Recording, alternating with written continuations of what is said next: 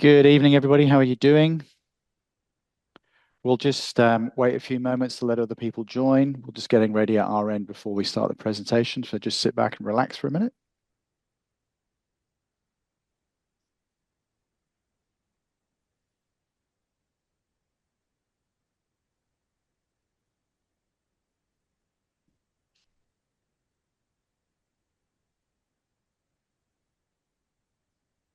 Alrighty, shall we get started? Sure. I'll let people in as they turn up. Yeah, hopefully they don't miss too much. Okay. Well, welcome everyone, and thanks for being here tonight. I see there's still lots of people joining. I can see them joining now. Give us a thumbs up and send us a message just so that we know that you can hear us. We can see you. We just don't know if you can hear us. So just put us something in the chat so we know that you can hear what we're saying.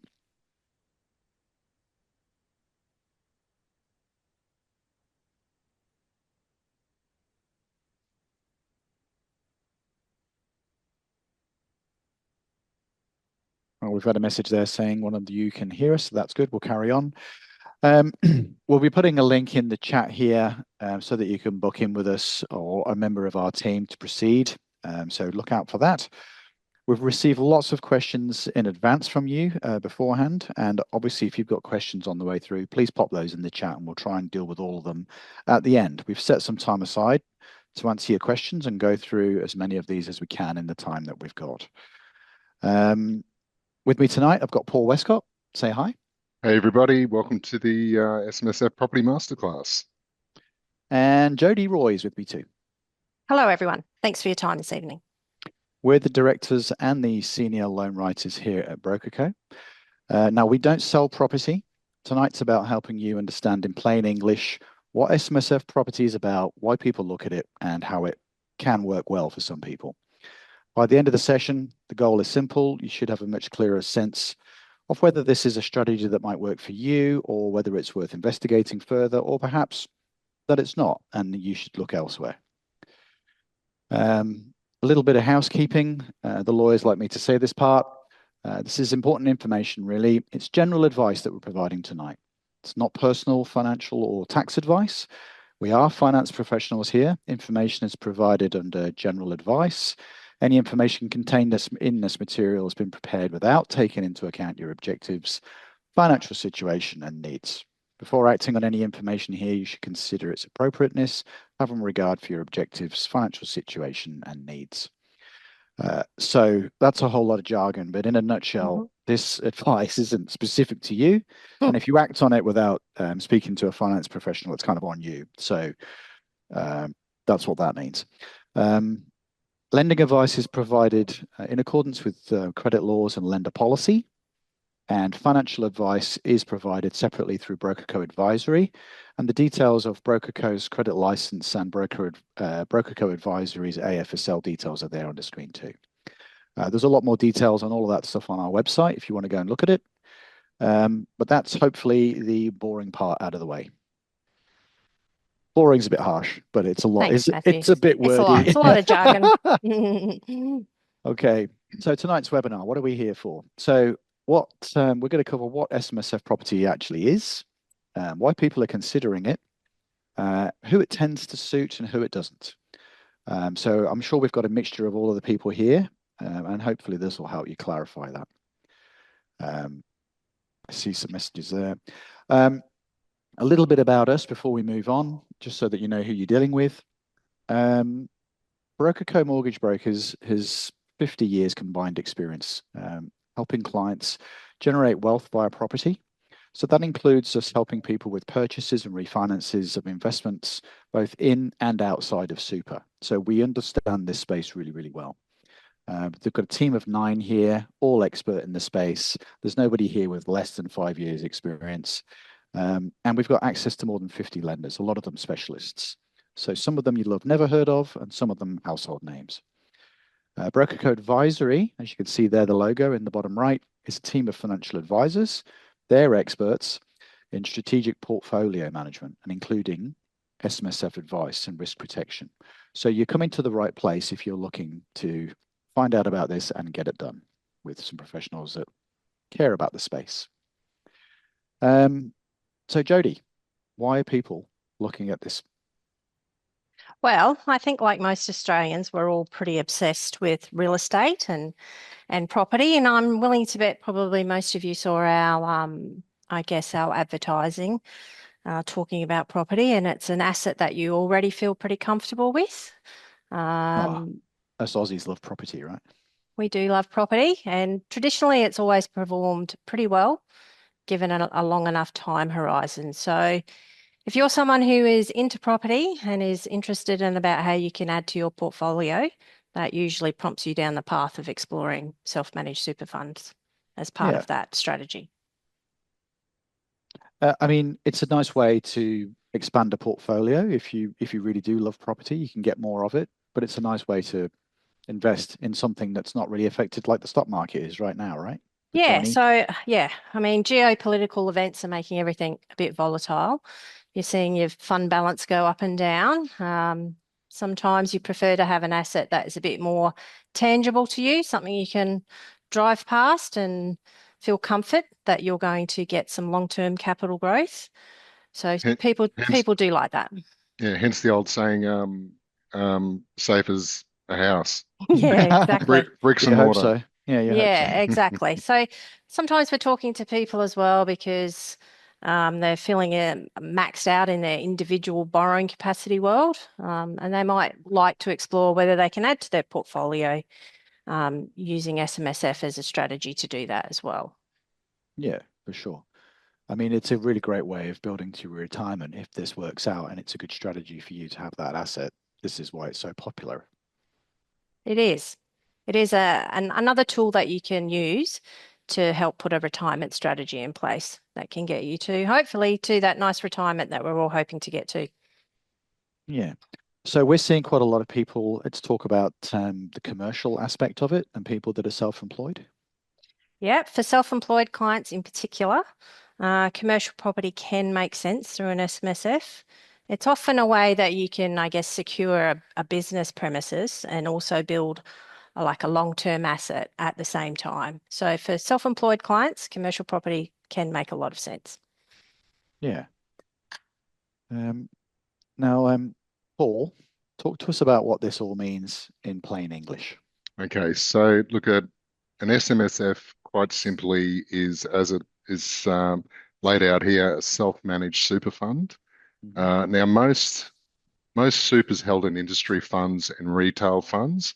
When setting up a SMSF, it's created by its members and it's structured as a totally separate entity to you being the person.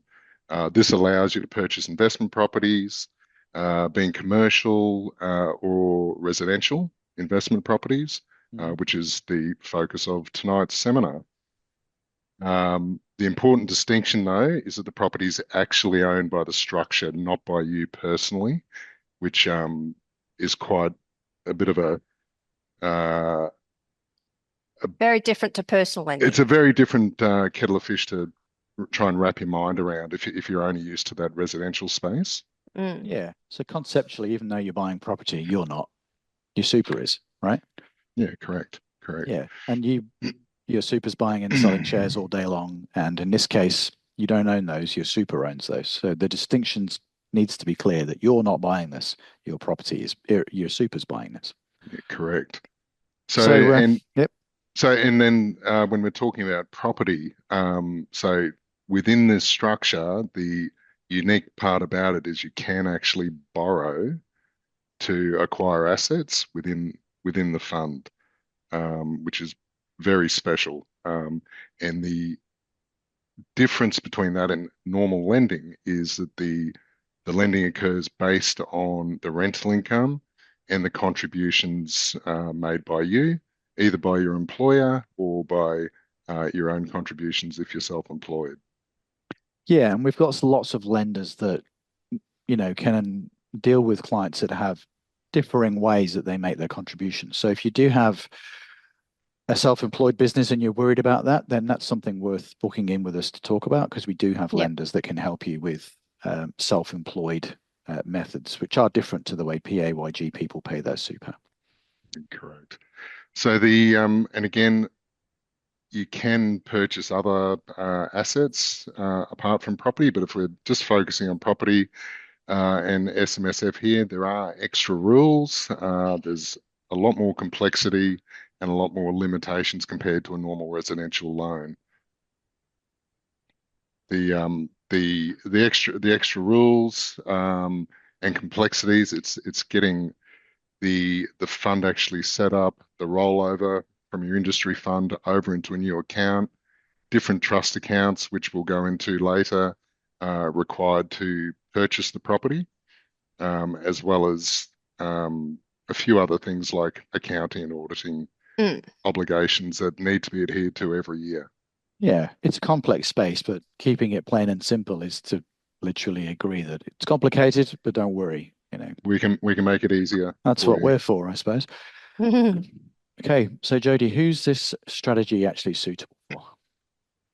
Well, I guess the strategy suits people who have already got a meaningful superannuation balance in place, or some kind of strategy in place to get that balance higher. And usually, how a balance will get higher is by your ongoing regular superannuation contributions from either your employer, or if you're self-employed, your own contributions going in there.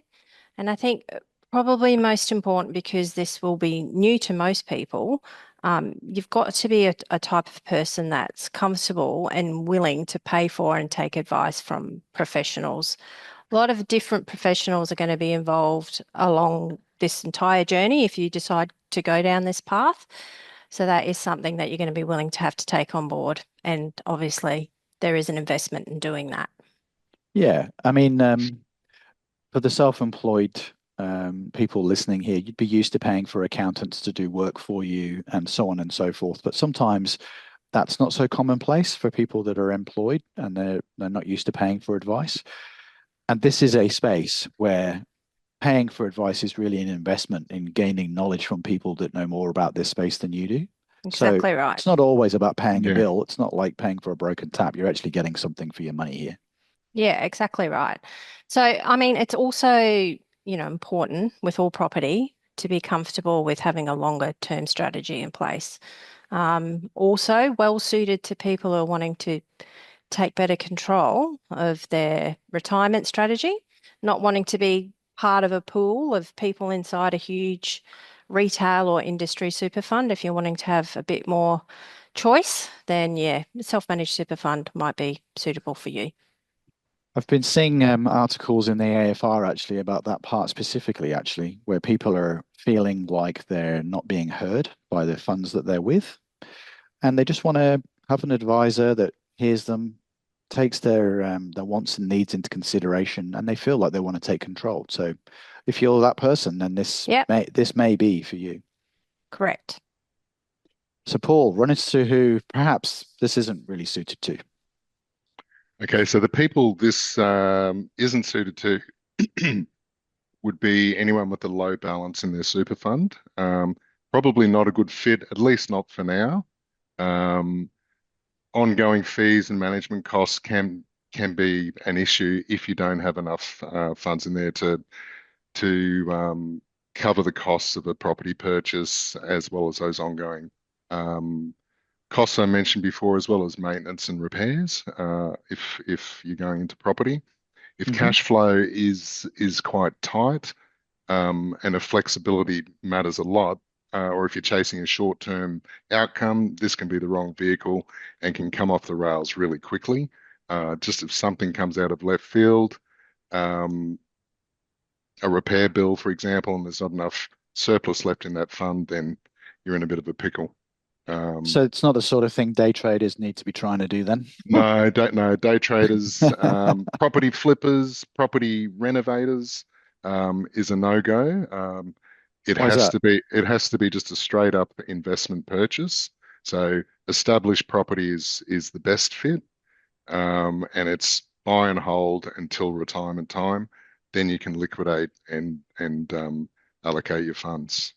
Yeah. So to be clear, it's not that um, we're making life difficult or your financial planners not wanting you to do a reno. It's because the Act actually says no, you Mm, can't do that. Um, So these are investments being made, not property investments that you could do on the outside in your own name, no problem. Yeah, absolutely. It's Absolutely. just not permitted inside a self-managed super fund because it's prohibited by the Act. Yeah, and look, and su supporting that, you've like this is not for someone who wants complexity in their life. Mm. There is a level of complexity. We obviously make it as easy for you as we can, but there is that level of complexity. You need to be comfortable with the nature of that. And look, that's going to involve setting up the fund, trusts, bank accounts, tax obligations, and compliance obligations. That won't go away. It'll be an ongoing thing. But again, if you can um, outsource a lot of that to a team of professionals, that will help support you moving forward. Yeah, well, that plays back into what Jodie was saying about paying for professional advice. Yeah. Yeah, There is an ongoing need for professionals to assist with this. So if your fund's not enough, or if you're not prepared, or you don't want to pay for that type of advice, then this isn't going to be a structure that you find comfortable or pleasant. It works really well, but if you don't want to pay for it, you'll hate Yeah. every time you get the bill. You're not going to feel good about it. So I think all the statistics show if you're willing to take advice, you will outperform your peers who do not take advice. correct. yeah, yeah, All right. The next question here is, can you live in the property? So that comes up a lot. it does. Yeah. Um, the answer is no, sadly. You can't live in it, nor anyone you know or anyone you care about. Yeah. So it's you can't buy it for your kids going to uni. We've seen that one come up a few times, and sadly, no. It Yeah. just has to be a straight up investment and buy and hold strategy. Now we can get to it in the Q&A later because we've actually got a question about this. Mm. But there are penalties for disobeying this particular rule, and I've never had it happen, but I know that there are very significant penalties for not doing that. So it's really not something to play with. The ATO get quite cross about it. So yeah, take it off the list if that's your plan. Yeah, and that's if you can still go overseas with these properties, but no longer than 2 years. So you need to be a resident of Australia ongoing. If you do plan to be away for more than that 2 year term, you would need to wind the fund up and switch it back to an industry fund. Yeah. That's the sort of thing that you would talk to with the advisors if that was part of your plan. You could plan a period of time away and when you come back and all that stuff. But if it's a long-term thing that you're going to emigrate, I don't know, to Bali or whatever, you really Yeah. need some specific advice. But broadly speaking, that's not permitted. It's not designed for that. So there's two ways to purchase property in self-managed super fund using us and broadly the system. There's the advice method and the direct method. So Jodie, can you tell us a little bit about the two ways to do this? Sure, Matthew. Let's start, I guess, with the advice method. That's the next slide we're going to be seeing. So this is most suited to people who have I guess, a nice, meaningful superannuation balance. Someone who's wanting to get individual and tailored advice from a licensed financial advisor. That means that you're going to be having detailed conversations with a financial advisor, and they're going to be asking you loads of personal questions about your goals and what your desires are about the type of lifestyle you want to be living into retirement. And they're going to prepare a pretty detailed statement of advice. And in that document is going to be the strategy that you've spoken about. There's going to be projections that you'll be able to look at that will help you visualize your end goal. And probably a really important part of using advice, if you do go down this path, is that they're going to help you implement the advice that they've just helped you to put together. Yeah, that's an understatement. The implementation is super complex. It is, because implementation involves a whole host of, gears and levers that need to be put in place so that your superannuation fund becomes compliant.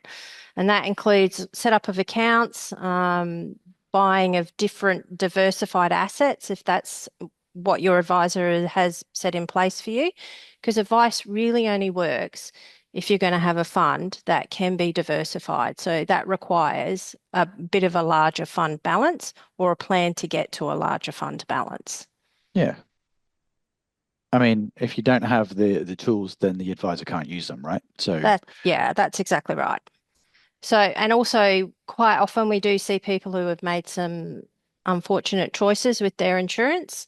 So if you've got insurance inside an industry or a retail fund, you really want to make sure that you've had a discussion with an advisor about what it might mean if you close down that fund without getting, some replacement insurance, so that you're obviously well looked after now that you could have some more debt that you'd need to be looking after. Because it is really important to have that new debt that comes on board covered just in case something goes wrong. Yeah, I mean, insurance is always a good mitigant to have in place should obviously horrible things happen in your world. No one wants that to happen, but it does happen to Australians each and every day. So insurance is an important part. yeah, it's something just to underline everybody that that is one of the things that you can make a mistake with, and you just want to be really careful and take your time if you're touching your insurance that's inside the super that you've got now. It's not something we're going to tell you to do or not to do. It's just something to highlight that that's an important factor when you're doing this. Yeah. Um, So, and part of having an advisor is that they're going to give you ongoing support. So, if you have questions that you need, if you need insurance claims, all those things, you have a person that is available to you that understands your goals, has gotten to know you, and can help keep you on the straight and narrow, basically, get you on that path to retirement together. for sure. So then they do the setup. They do the setup, yeah. So, if you go ahead and borrow inside your self-managed super fund, you have to set up a whole host of accounts, and that can be a bit of a complex process. So having an expert help you with that, well, I think most people will find that pretty useful. So they will help you with that structure Yeah, as well. yeah, absolutely. And clearly, whatever you've set up, if you've got the time, I mean, I'm for sure time poor, but a lot of people appreciate that your financial advisor then has the day-to-day ongoing management of these things and keeps you abreast of all the changes. And I'm sure Donnie's given them lots of work to do right now. But yeah, there's another factor, isn't it? It is, absolutely. Okay. Advice suits as long as you're willing to take the advice, for sure. Yeah, Correct. yeah, that's true. And direct. So direct is kind of another path that you can use, and even if you have a larger fund balance, you might decide that you're into property, you like property, it's something that you really feel comfortable with. You've bought and sold properties before, you feel confident that you've got, a long-term approach to this asset that you're about to buy. So you can come to us and say, look, no, I've decided I am going to be purchasing a property in my self-managed super fund. And then you can go off and you can go to an online provider if you want to and set up your self-managed super fund. But I would caution you that that can be a bit of a path that is fraught with danger. We're going to see a bit of a complex slide in a little bit that details the structure of a self-managed super fund. So, because inside your fund are trusts and corporate trustees, the bare trust needs to have the correct wording inside of it so that you can buy the right assets. So, being brave enough to attempt that on your own is not something that I would do. You can go direct to an accountant that we can recommend to you, and on your instruction, they will help you to set up your fund. Yeah, so I guess that's being self-implemented is the key there, where the accountant can set some stuff up for you, but they can't give you financial advice on whether it's the right choice or not, because that's not what they do. They They're, would be taking the no advice method for that for sure. yeah, So that's where it has to be directed by you. You're the one who has to have made the decision, and happy to say that you've made the decision and willing to roll with it. So the buck yeah, stops with you, pretty much. Yeah, correct. yeah. And that's really good for the people who, choose this path. Yep. You know what you want. You don't need to go and ask an advisor what to do because you know what to do. And that's great if it Yeah. suits you. Like neither path is wrong. It's really a matter of what your risk appetite is. If you feel cool with Yeah. this, that's totally fine. We can help you to do this. Yeah. So then you're going to set your own accounts up. You're going to have to set your own accounts up. That's correct. You're going to have to commence the rollover paperwork. If you engage an accountant, they'll help you with that as well. But most of it is going to be on you. You're the one who's going to be in charge of implementing the entire setup of the fund. We'll help you get the loan, but you'll be setting up the fund. Yeah. And with regards to investments, I mean, again, it's all the same thing. You're going to need to know what it is you're going to invest in because the accountant's not going to tell you. We can't tell you. We're not financial advisors. Yeah. You're So not on your own, but you're on your own. yeah, that's right. So if you've got like a surplus amount of cash after your property purchase, you're going to have to decide where you're going to place that surplus. Are you going to leave it in cash? Are you going to chat to an advisor if your surplus is enough? You can do that, but really it's going to be up to you to manage the ongoing surplus of your self-managed super fund, just to make sure that is performing in the way that you want it to as well. Yeah. I mean, it's fair to say you can cross the streams somewhat if you meet the criteria for taking advice. If you've got a big enough fund balance that an advisor would be useful.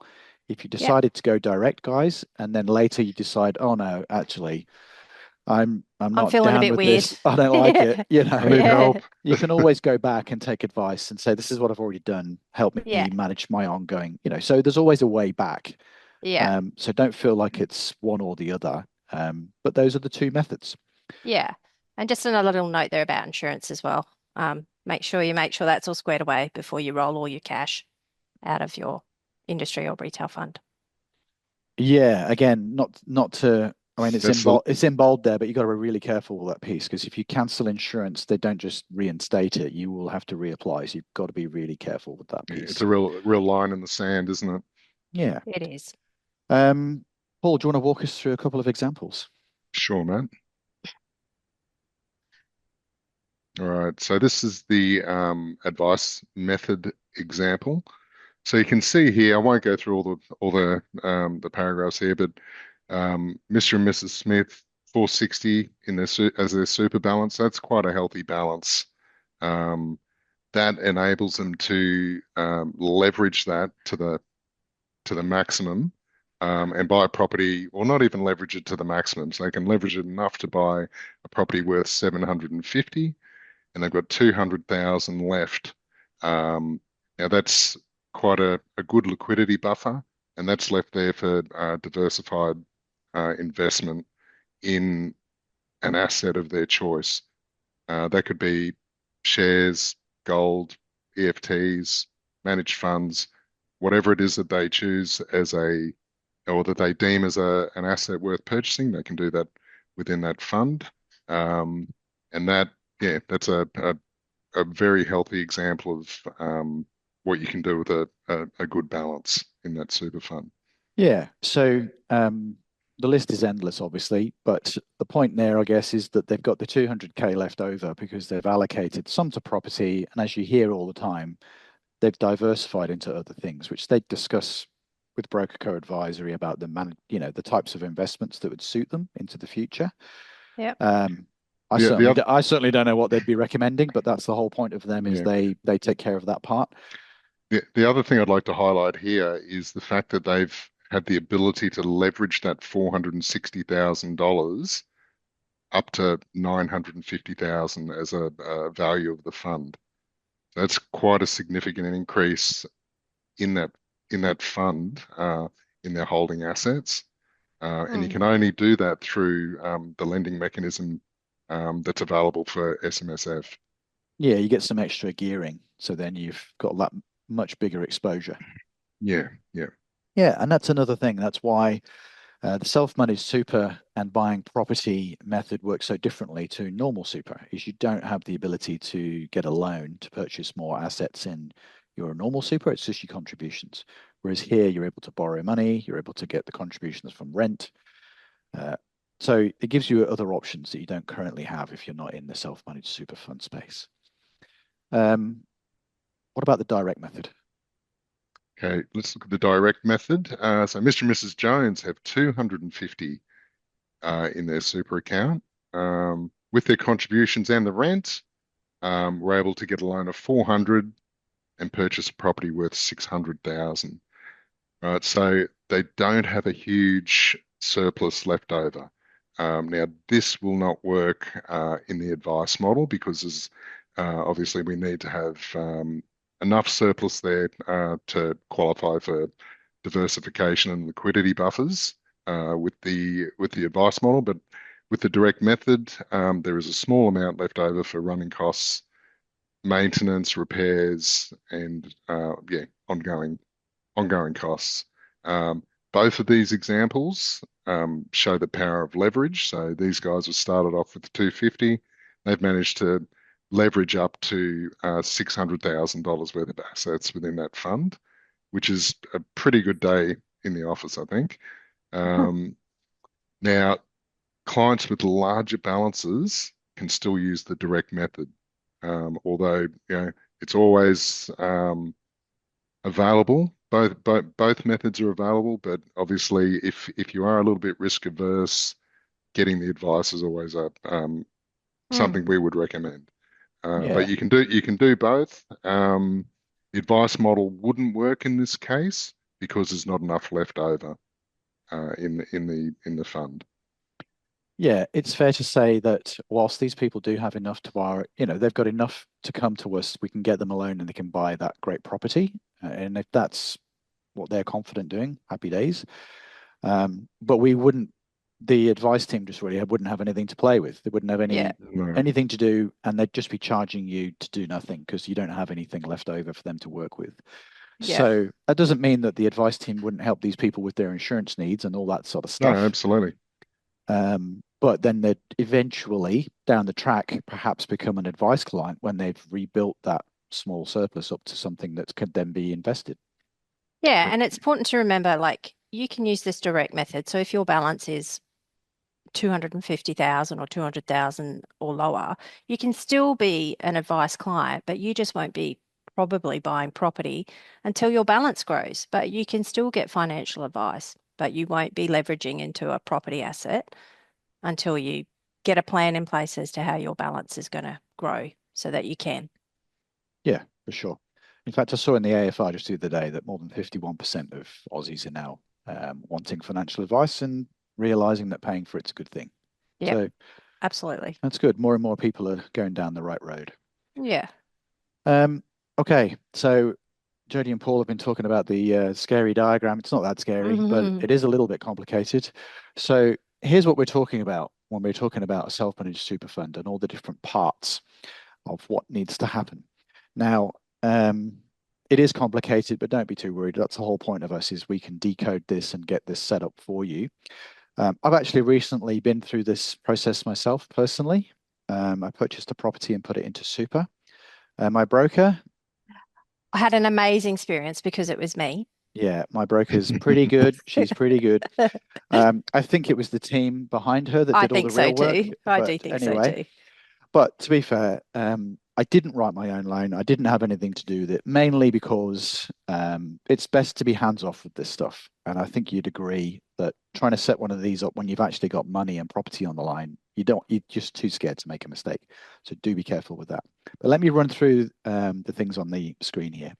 Just don't be afraid to put your questions in the chat there too, guys, if you have any. We do have a list of questions. Sorry to interrupt, but just wanted to remind people to do that. And also, if you want to have a chat with us, there is a link there at the top of the chat box to book in a call. Yeah, absolutely. We've got zillions of questions from you guys that were sent in advance, but if you've got one that's popped up while we've been talking, please put it in the chat and we will take care of it. Thanks there. We'll definitely come to that question there about the combined balance at the end. Yeah. And obviously the link is there to talk to our team.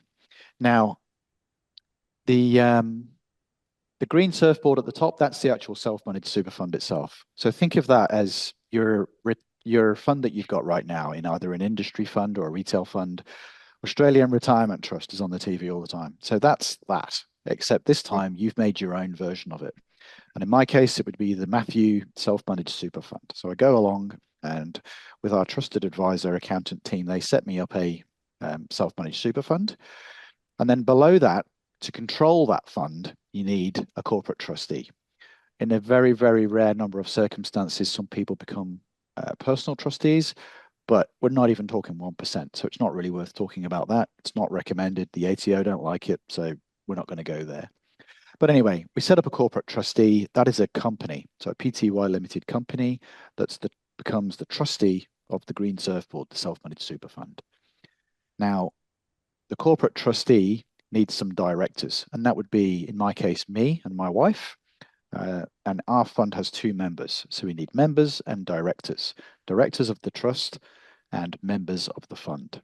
I know everyone's going cross-eyed right now, but just stick with it. As it happens, if this comes up later, you can have up to 6 members in here. So if you've got brothers and sisters and that you're that type of group that you think getting together and having 6 members in a self-managed super fund because you want to buy this big building together, that is possible. You can have up to 6 members in the legislation. So that is possible. In my case, though, 2 members, 2 directors, and we're in charge.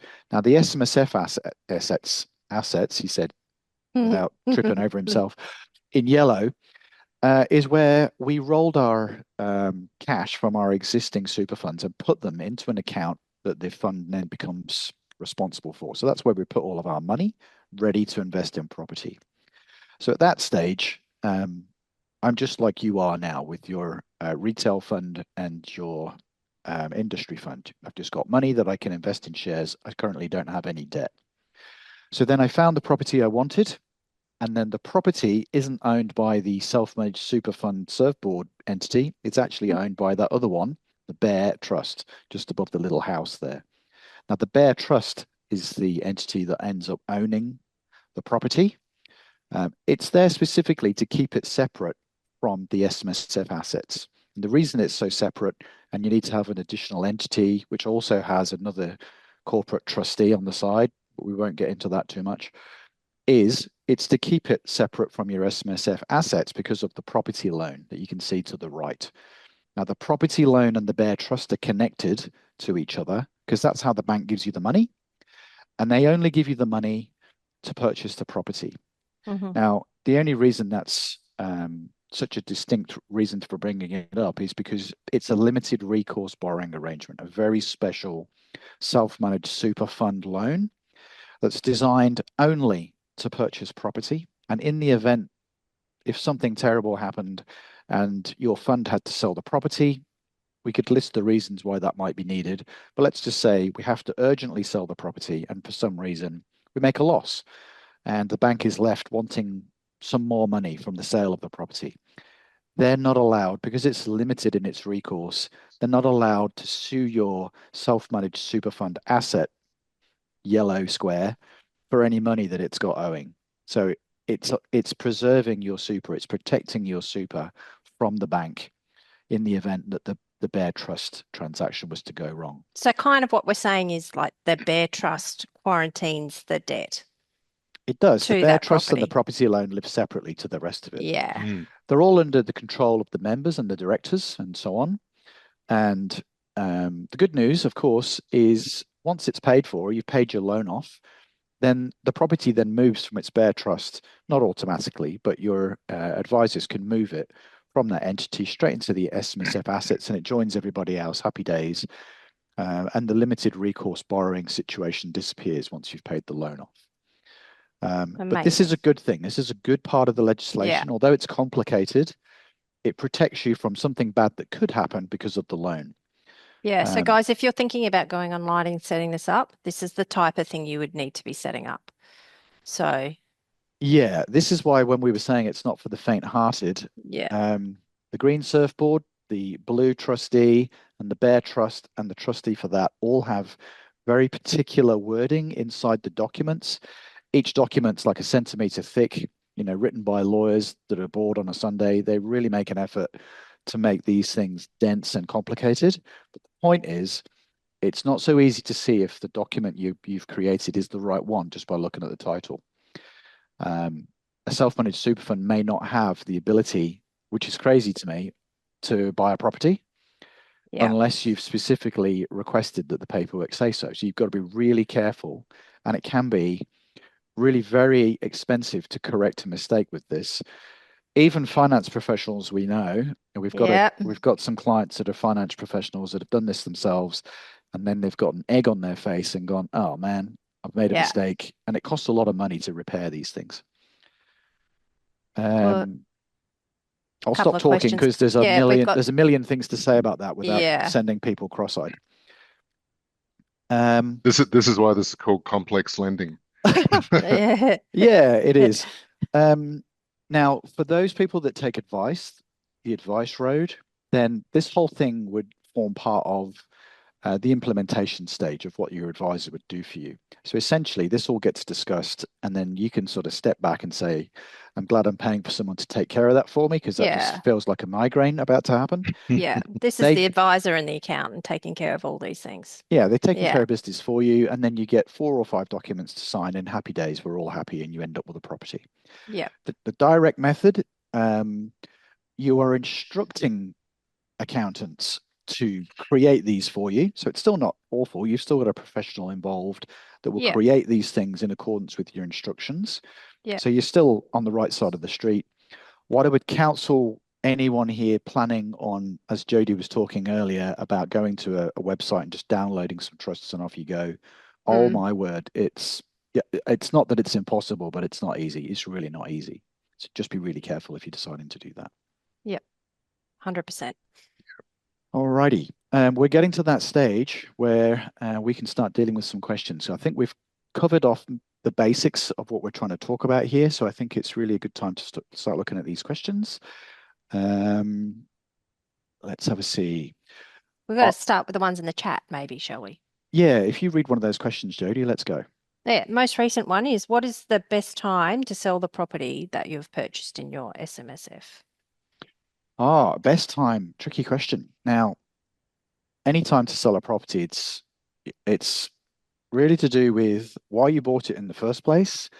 If it was to do with retirement or just to, like Paul was saying, buy something that you know is going to rise in value and then sell it at a profit for a particular reason. But the point is, you're not going to be able to access the profits from that sale until your retirement. So the buying and selling choice really comes down to whether it meets your goals for the future. So I know that's Yeah. kind of a yes no answer, but if you've purchased the property now and maybe you're going to retire in 10 or 20 years, wait, but you need to discuss with your advisor or at Yeah. least have a plan what you're going to do with it. So there is really no best time.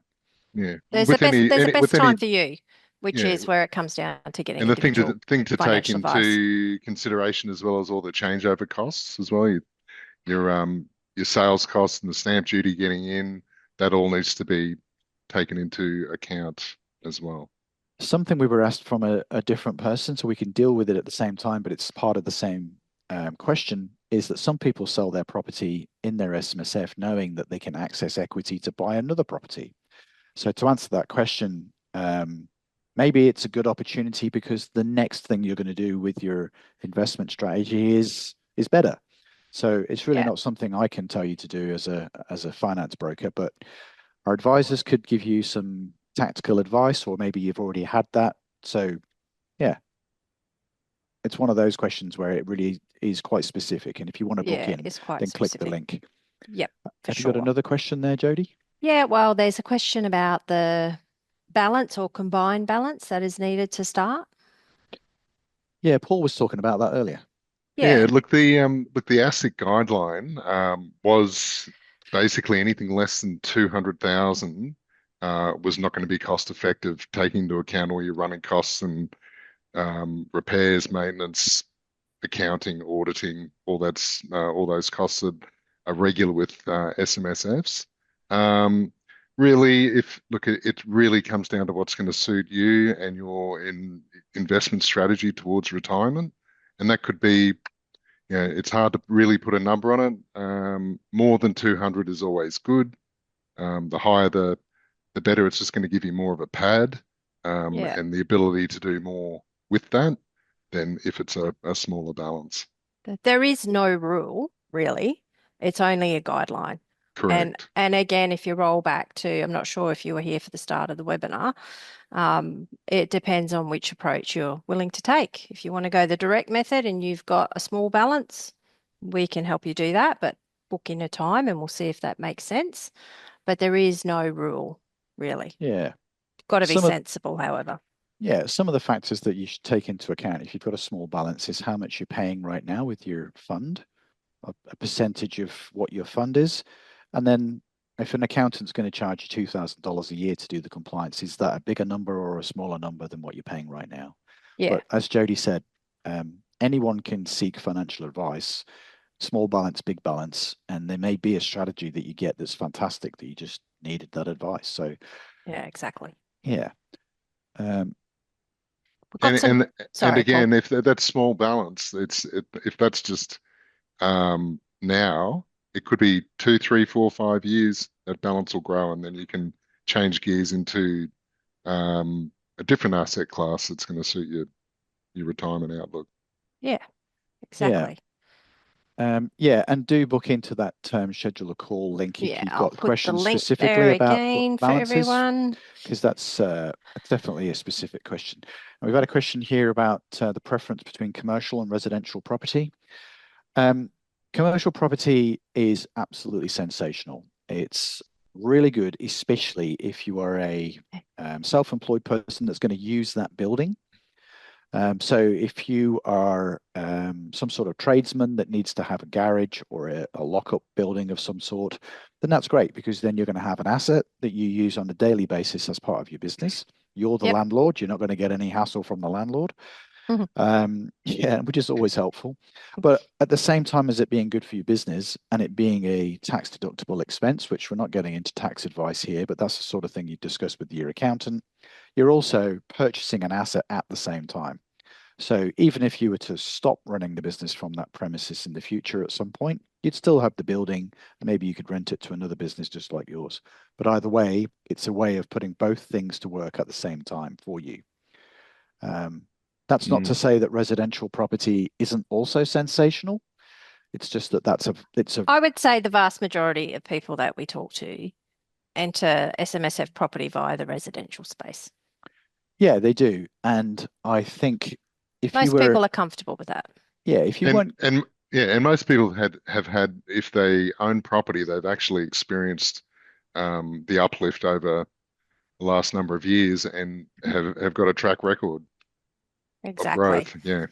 Yeah. We've got another question from Nick who wants to talk about tax-free income at retirement. oh, that's the best question ever.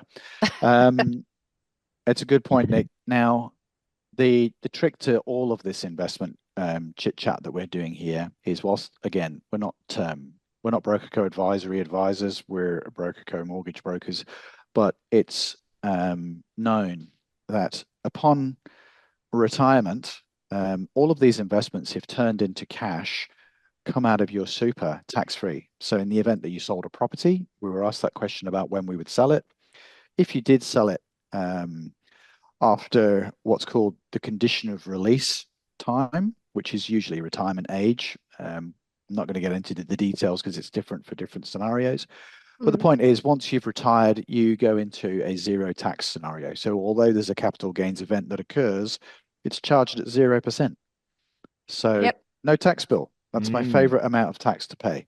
Happy So days. yeah, so you start drawing down on, hopefully the millions of dollars that you've put into your super, if we're all lucky, and that all comes out of there tax free. So you just don't get that outside of super. And so that question about purchasing, we were on about earlier, refinancing and purchasing, if that was done outside of super, then obviously you would get a tax bill. We all know Yeah. that. The ATO is going to find you and give you a bill if you do that with a normal investment property. It's fantastic. Let's approach this question that we quite often get spoken to with our customers. Like they've been offered a property by an investment group, a property spruiker, usually off the plan. Is that going to be a good choice, basically? Yeah, I get asked that almost every single day. Yeah, we do get that a lot. So you've been offered a property online and someone says you can get it in super.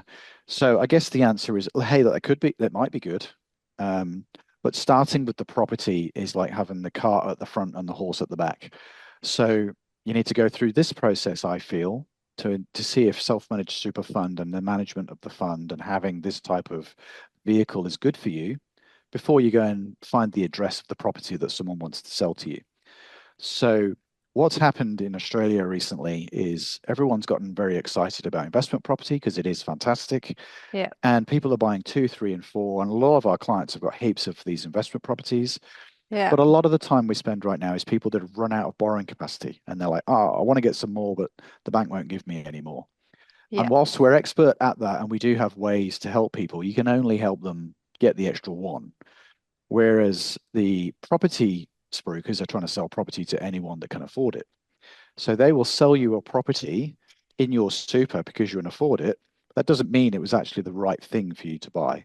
So I think the answer to that one is just be really careful because you might be buying a property that someone wants to sell you rather than a property that's good for you to Yeah, purchase it's for your important to long-term goal. remember, like when you're buying a property off the plan, that project's not going to complete for probably a number of years. So you're wanting to set up a fund purely to get a contract at the start before you've even figured out whether you should be doing a self-managed super fund property purchase at all. It really comes back to just having the strategy laid out first before you purchase the property, because Yeah. otherwise you're doing it like Matt said, it's the cart before the horse. Yeah. So it might be a great idea, but our advice is to let's just have a chat about it first. Yeah. Yeah. So I can't answer because it may or may not fit your goal, Correct. right? Yeah. Another Just be question we've got sent in we're just running out of time a little bit. We'll whiz through these if we can. Can I refinance to access equity in my property pool? Now, I think you touched on that earlier on with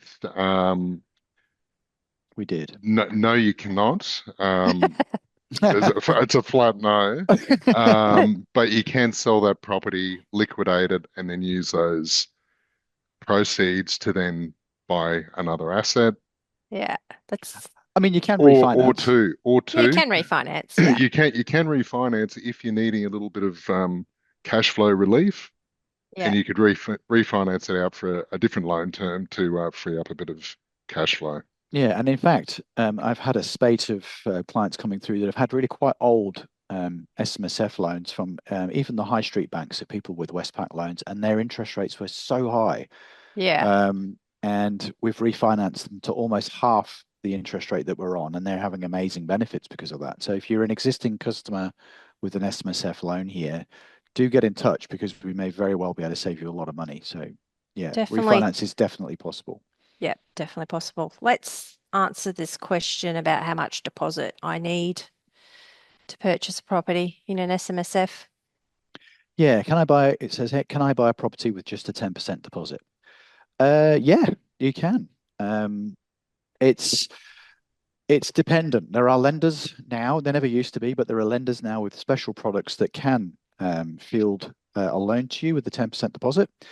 Um, just like in the real world, when you've got a small deposit, the lenders have to mitigate that risk.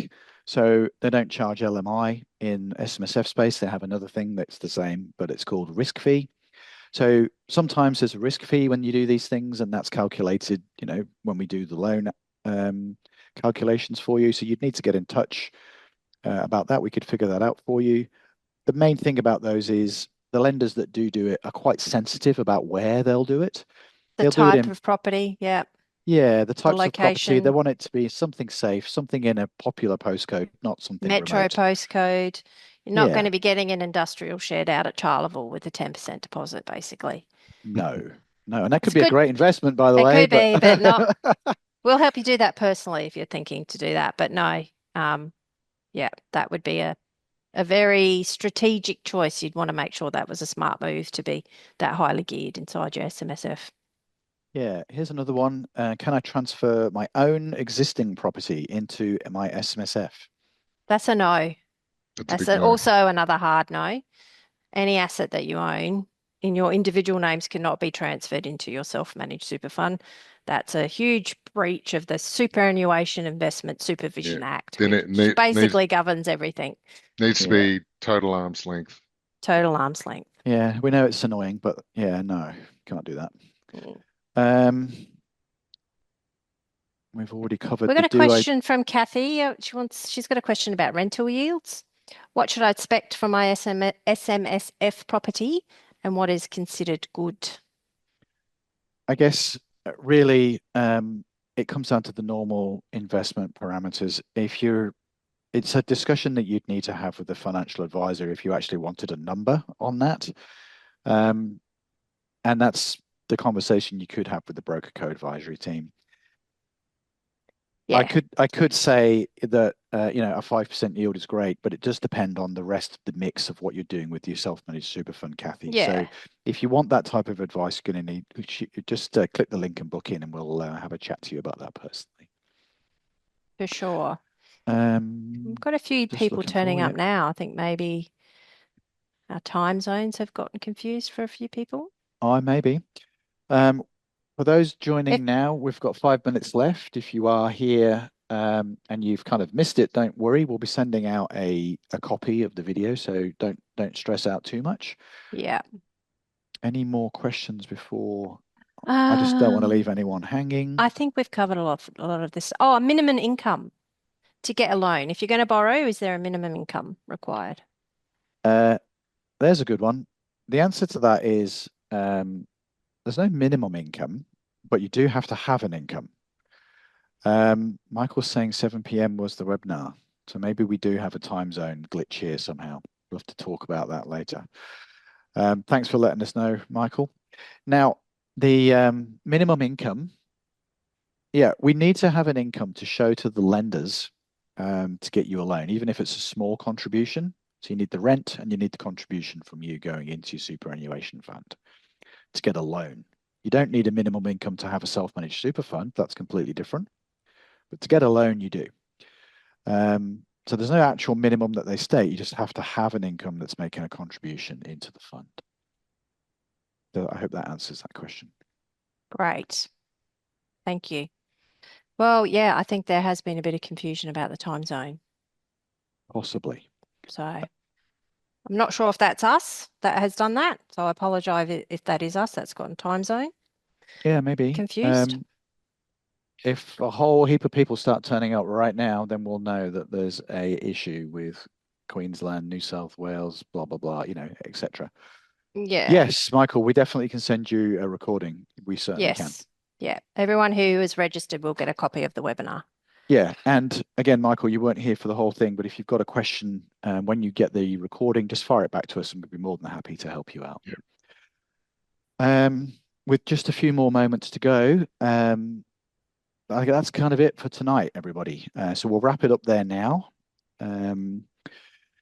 Thanks for joining us tonight, and remember to book in with our team via the link if you'd like to talk to us. I'm just seeing people arriving actually with our experts about buying property in super. You'll all be getting a copy of the webinar, whether you've just arrived just now or you've been here for the whole thing. Yeah. There'll be details in that email so that you know how to proceed with us if you're ready. We do regular webinars covering different topics of interest on investment and property. So you'll see lots more. So stay on the mailing list, and we look forward to assisting you if you end up working with us. If you book in, can't wait to talk to you. And otherwise, good night.